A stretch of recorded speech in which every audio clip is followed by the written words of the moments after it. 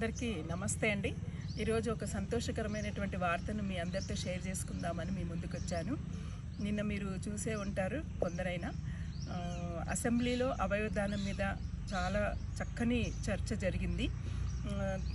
అఖిల భారత శరీర అవయవదాతల సంఘం మరియు తెలంగాణ శరీర అవయవదాతల సంఘం నేతృత్వంలో గత 15 సంవత్సరాల నుంచి కూడా అవయవదానం మీద మేము చేస్తున్నటువంటి సెమినార్స్ కానివ్వండి, రాష్ట్ర వ్యాప్తంగా తిరుగుతూ అన్ని కళాశాలల్లో మేము చేస్తున్నటువంటి ఏదైతే అవగాహన సదస్సులు ఉన్నాయో అవన్నీ కూడా ఇన్ని సంవత్సరాల నుంచి మేము పడ్డ కష్టానికి ప్రతిఫలం దొరికినట్లుగా మాకు అనిపించింది. చాలా సంతోషంగా ఉంది.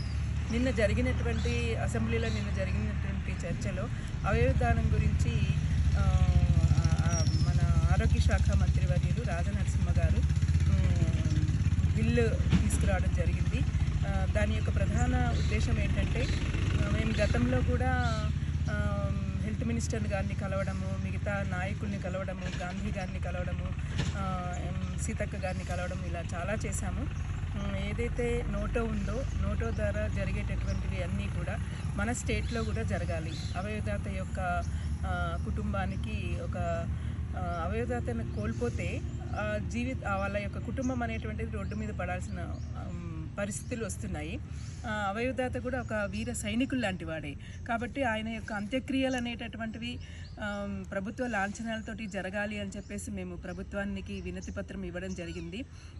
అలానే అవయవదాత యొక్క కుటుంబ సభ్యుల్ని ఆనరింగ్ చేయాలి అనేటటువంటిది, వారి యొక్క కుటుంబంలో ఒకరికి ఒక సభ్యుడికి అవుట్సోర్సింగ్ జాబ్ అయినా సరే కల్పిస్తే బాగుంటుందన్న ఉద్దేశంతో మేము గూడూరు సీతామహాలక్ష్మి గారి నేతృత్వంలో మా యొక్క టీం సభ్యులం అందరం కూడా 15 సంవత్సరాల నుంచి కృషి చేస్తూ వస్తున్నాము.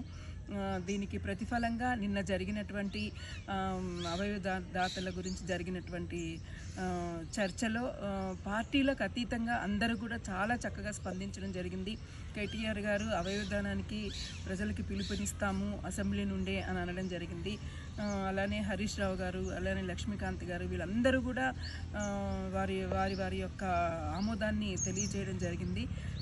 స్పీకర్ గారు బిల్లుని పాస్ చేయడం జరిగింది. గౌరవనీయులు ముఖ్యమంత్రి వర్యులైనటువంటి శ్రీ రేవంత్ రెడ్డి గారి నేతృత్వంలో ఇదంతా జరగడం మాకు చాలా చాలా ఆనందంగా ఉంది. ఈ జీవో రావడానికి సహకరించినటువంటి ప్రతి ఒక్కరికి కూడా మేము హృదయపూర్వకమైనటువంటి కృతజ్ఞతలు తెలియజేసుకుంటున్నాము. ముఖ్యంగా గవర్నమెంట్ ఆఫ్ తెలంగాణకి జీవో 2-3 రోజుల్లో వస్తుంది అని చెప్పేసి ఆశిస్తున్నాము. గవర్నమెంట్కి హృదయపూర్వక